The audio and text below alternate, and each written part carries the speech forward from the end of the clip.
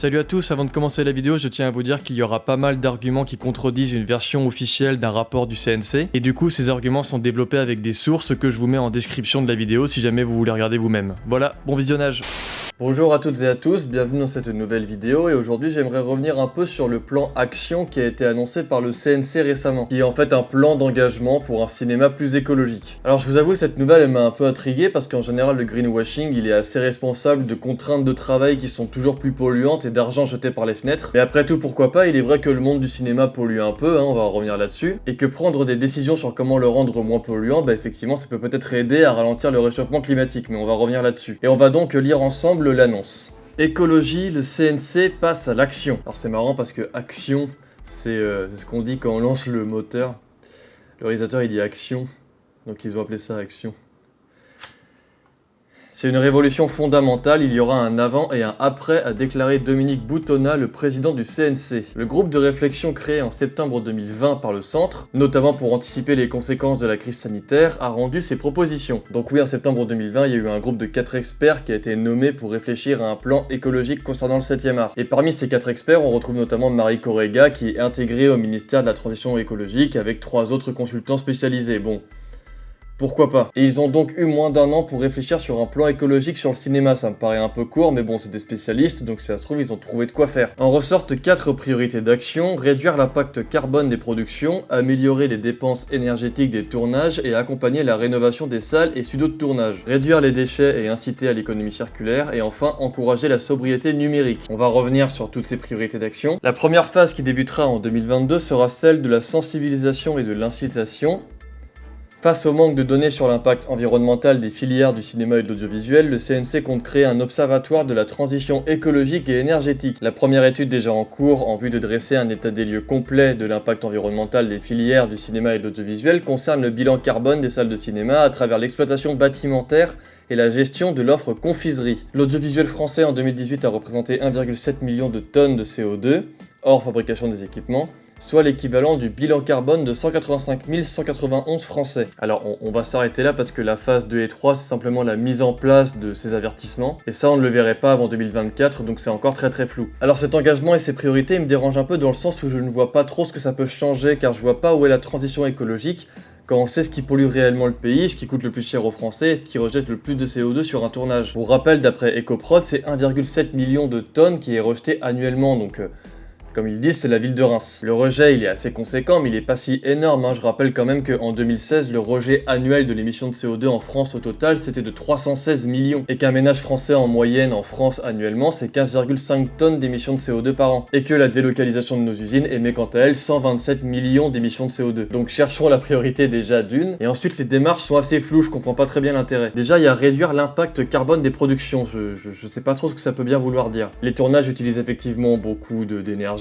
beaucoup d'électricité, il y a pas mal de monde qui y travaille, mais le rejet reste encore très minime. Les pubs en particulier par contre coûtent effectivement déjà très cher, à partir de 25 000 € la publicité, mais pourtant le CNC ne semble pas vraiment vouloir cibler ces publicités en particulier. Alors que pourtant, à l'inverse des longs métrages, les publicités y gâchent une quantité phénoménale d'argent et d'énergie. Ça va de matériel qui est loué sans être utilisé, donc beaucoup d'usage de véhicules qui doivent transporter ce matériel pour rien, d'usage intensif de climatisation pour le confort des stars et des responsables marketing, et surtout de tout un tas de produits alimentaires qui finissent à la poubelle, même quand ils n'ont pas été ouverts. Et d'ailleurs, ça nous amène au deuxième point, qui sont réduire les déchets et encourager l'économie circulaire. Sur la dernière pub sur laquelle j'ai travaillé, c'est pour une grande marque dont je tairai le nom, j'ai demandé à la régie à la fin du tournage de me passer le plus de produits possible pour les ramener chez moi, car c'était une quantité phénoménale de gâchis. Et on parle vraiment d'emballages de bouffe qui n'ont pas été ouverts, Ils en gâchaient et ils en jetaient par centaines à la fin du tournage. La publicité a un vrai problème là-dessus pour conforter au maximum les chefs, les stars, les responsables marketing de la marque, sans parler des locations d'hôtels de luxe et d'utilisation extrême des transports pour les plus grandes stars comme des hélicos par exemple. Et je pense qu'on devrait commencer par instaurer des règles plus strictes sur les tournages de pub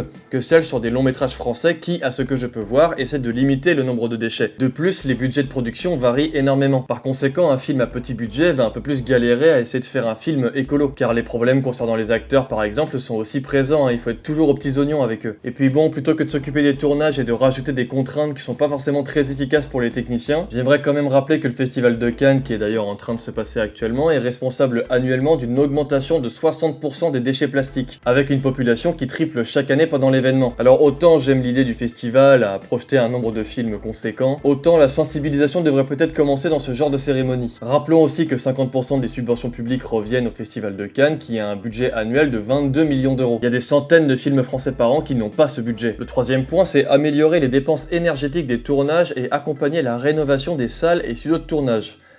Là aussi j'ai du mal à comprendre. En fait cette transition elle existe déjà depuis 4-5 ans, à commencer par l'utilisation de l'électricité. Depuis plusieurs années maintenant, les fabrications des projecteurs et de lumières fabriquent très souvent des LED ou des lumières qui sont sur batterie. Alors c'est pas non plus pas polluant du tout bien sûr, mais c'est beaucoup moins polluant que des gros projecteurs en kilowatts qu'on branchit sur alimentation. Et ensuite comme je vous le disais, sur la grande majorité des tournages, la régie elle a redoublé d'efforts pour proposer une consommation plus limitée, avec des produits locaux quand on tourne loin de Paris par exemple, au détriment même parfois d'un budget assez maigre et de caprices de stars qui voudraient consommer et bouffer plus, et qui c'est vrai à une époque pouvait grignoter et manger à foison. J'ai un peu l'impression en fait qu'il nous lance un plan qui existe déjà et fait malheureusement peu la différence par rapport au réchauffement climatique. Tout simplement car on ne s'occupe toujours pas du plus gros problème. Certaines cérémonies comme les Césars par exemple, pour rester en France, consomment aussi énormément d'énergie tous les ans. Et concernant les salles de cinéma, ils parlent de l'espace confiserie qui je trouve est une invention de merde à la base. Donc ils veulent gérer cet espace et moi je pense qu'à part les pop-corn qui est devenu un peu un symbole, je veux bien être tolérant sur ça, le reste c'est vraiment n'importe quoi. C'est un rajout de confort qui est absolument pas nécessaire et qui rajoute en plus du boulot aux gens qui doivent nettoyer les salles ensuite. Ça favorise la surconsommation inutile. Donc poser un bilan et sensibiliser à la confiserie, pour moi ça suffit pas du tout. Un citoyen, même s'il est sensibilisé, s'il a soif en arrivant au ciné et qu'on peut lui proposer un iced tea, il va pas dire non, faut pas se leurrer. Et pour la consommation énergétique, j'aimerais avoir de nouveaux chiffres, car ETT, Énergie Transfert Thermique, est une entreprise qui soutient l'évolution des salles obscures depuis très longtemps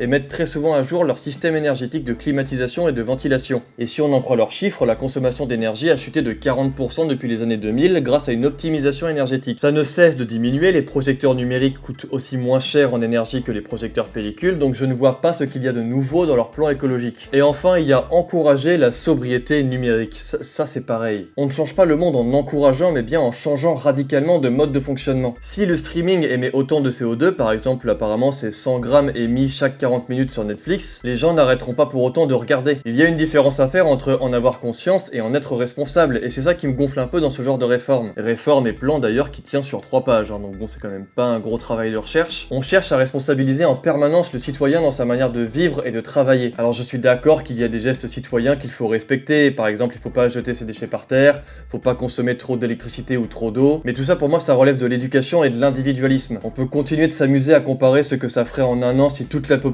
se mettait à faire ça, mais on oublie très souvent que le système néolibéral c'est ça qui émet le plus de CO2. Si on tient réellement à diminuer les émissions de CO2, il faut aller chatouiller les plus responsables, à savoir les entreprises. Donc je sais pas, par exemple en limitant par exemple l'émission rejetée sous peine de grosses amendes. Mais on a très souvent tendance à se mettre à genoux devant eux. Alors du coup on demande aux gens sur les tournages d'utiliser moins de bouteilles d'eau, de faire attention à leur empreinte carbone en se déplaçant en trottinette électrique et de manger local pour garantir une économie plus verte. Alors moi je veux bien mais le système libéral il touche aussi les productions cinématographiques. Et tant que ce système ne change pas, à mon avis ces petits gestes ils changeront pas grand chose au réchauffement climatique. C'est mieux que de ne rien faire, mais ça changera pas grand chose sur le long terme. Alors je râle beaucoup mais pour moi s'il faut vraiment avoir un impact minime sur la transition écologique, il faut revoir certaines choses. Déjà première chose, pour moi il faut revoir et remettre en question le privilège de confort. Comme je vous le disais plus haut, les stars sur les longs métrages et les modèles sur les pubs sont très chouchoutés. On leur apporte à manger, on les loge dans des grands hôtels, on leur rappelle des VTT, on abuse de moyens lourds et coûteux pour une question de confort optimal. En France, on n'est pas le pays qui en abuse le plus, mais aux États-Unis, c'est la foire à thunes dépensées. J'ai d'ailleurs une petite anecdote là-dessus sur un long métrage à 85 millions de dollars. Une star dont je tairai le nom a bénéficié d'une villa qui coûtait 18 000 € la nuit. Elle se ramenait sur le tournage tous les jours en hélicoptère et quand le décor était un peu vaseux parce qu'il y avait des lieux de tournage genre jungle ou forêt, l'hélicoptère se posait un peu plus loin et c'était ensuite un VTT qui venait la chercher et qui l'amenait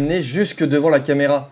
C'est absurde. On est vraiment dans l'abus le plus total. Le maquillage aussi, qui mine de rien consomme pas mal d'électricité par rapport à leur glace, met souvent 4 fois plus de temps pour des stars capricieuses que des comédiens qui font ça normalement. Tout ça, on peut aussi s'amuser à compter en un an ce que ça coûterait en énergie pour toutes les stars du monde. Et les États-Unis en particulier devraient revoir leur mode de fonctionnement là-dessus. Ensuite, pour moi, il faut réduire le coût du budget régie des publicités. Le tournage d'une pub, ça dépasse très rarement les 2 jours de tournage. C'est donc très court, mais le budget faramineux utilisé sur ces tournages est mis dans une régie qui pourrait nourrir 15 personnes pendant 15 jours. jours. C'est absolument aberrant et c'est un gâchis titanesque d'alimentation et de déchets. Il y a beaucoup de pubs qui sont tournées en l'espace d'un an et c'est très certainement celle qui contribue le plus au gaspillage. Il faudrait donc revoir la façon de faire en logistique sur ces publicités et il faut arrêter de craindre qu'il n'y ait plus de Kinder Bueno pour le monsieur marketing du McDo. Merde, je dis la marque. Et ensuite, pour moi, s'il y a bien quelque chose sur lequel il faut sensibiliser, ce n'est pas vraiment sur les tournages, mais c'est sur la surproduction de films. Depuis l'arrivée du streaming qui aimait beaucoup et son succès, des plateformes sortent à foison un tas de films oubliables, ça fait un peu comme un fast-food. Et si les tournages émettent une certaine quantité de CO2, la priorité, ça serait peut-être de limiter le nombre de productions et le nombre de films. En 2019, par exemple, Netflix a produit 371 films et séries. À titre comparatif, la France en avait produit 301 et c'était un record. Et ce chiffre ne cesse d'augmenter, sans compter en plus Prime Video qui s'y met et aussi Disney qui ne cesse d'élargir son catalogue. Et on va donner des avertissements au cinéma français.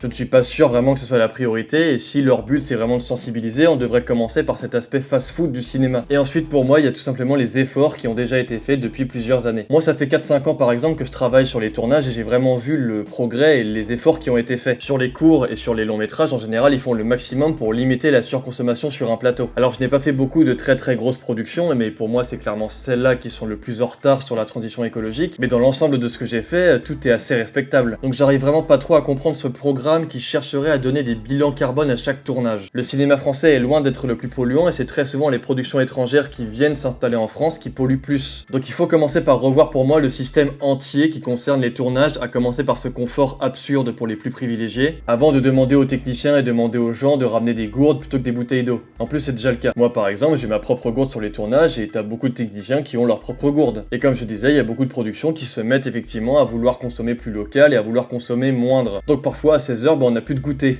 C'est con. Enfin voilà, c'est la fin de cette petite vidéo. J'espère qu'elle vous aura quand même plu, que vous aurez appris des trucs. Je voulais vraiment revenir un petit peu sur ce rapport du CNC car pour moi, il montre vraiment l'écart qu'il y a entre ceux qui ne sont pas dans le réel et ceux qui sont dans le réel. Et que pour moi, c'est un changement radical de système qui va faire qu'on va pouvoir avoir un impact sur le réchauffement climatique. Donc voilà, si la vidéo vous a plu, n'hésitez pas à vous abonner, n'hésitez pas à commenter aussi si vous n'êtes pas trop d'accord. Comme d'habitude, je suis toujours ouvert à la discussion. N'hésitez pas à me rejoindre sur Twitter et Instagram et on se retrouve très bientôt pour de nouvelles vidéos. Ciao!